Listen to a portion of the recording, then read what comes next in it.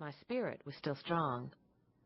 It was that determined spirit, that Judd work ethic that I had learned from my mother, the want and need to be loved, that kept me working so hard for almost 20 years. I agonized about it all night. I had tried for so long to keep everyone and everything going. I felt I couldn't let the people around me down. Deep in my heart, I knew that I couldn't continue to let myself down either, but I just didn't have the strength to make a change. There was a world out there that was already signed, sealed, and delivered.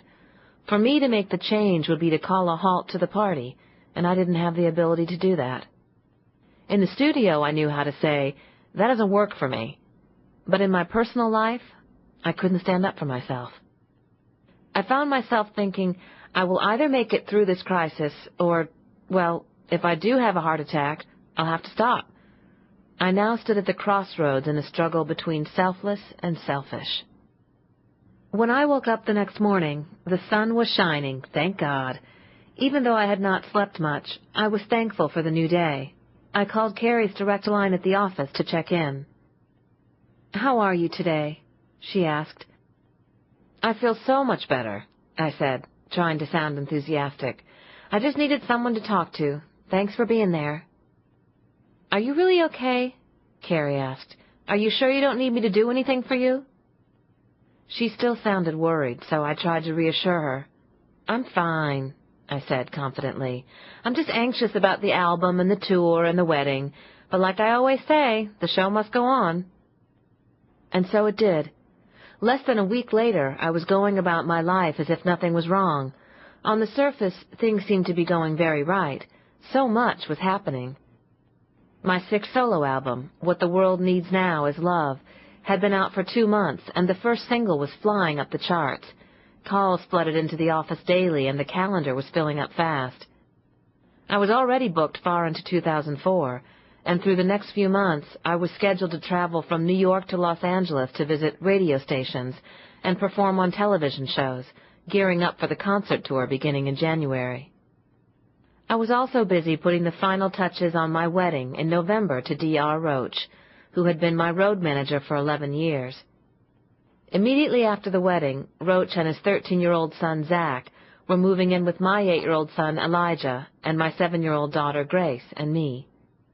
I was preparing for the big merge, going full steam ahead. But that call to Carrie could not be taken back.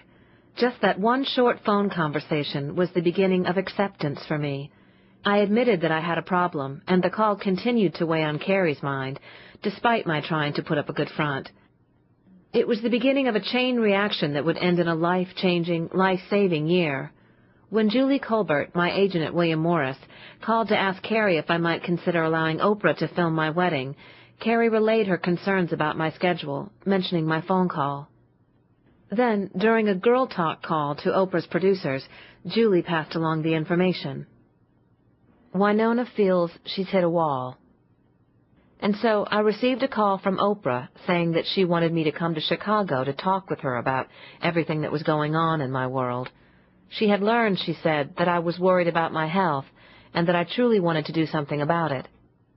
I wondered if my visit with Oprah might mean I would get some advice from someone who had been there, who might inspire me to begin the process of making a change in my life.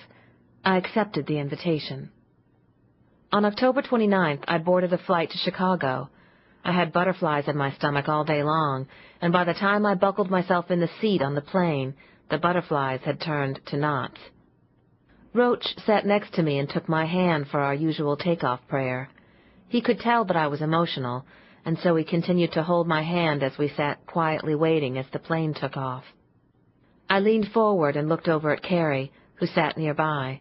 She smiled at me. Tears filled my eyes, and I smiled back. I felt truly blessed to have 2 of my best friends going with me. What would my visit with Oprah bring? I always feel closer to heaven when I fly. It's comforting to me. And as we approached 30,000 feet, I sat looking out my window at the blanket of clouds below me.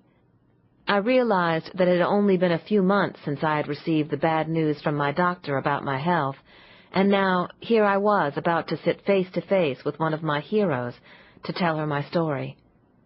It was going to be difficult. Because To keep listening to this audiobook for free, click the link in the description. It will take you to a free Audible trial where you can listen to this and many other books for free for 30 days.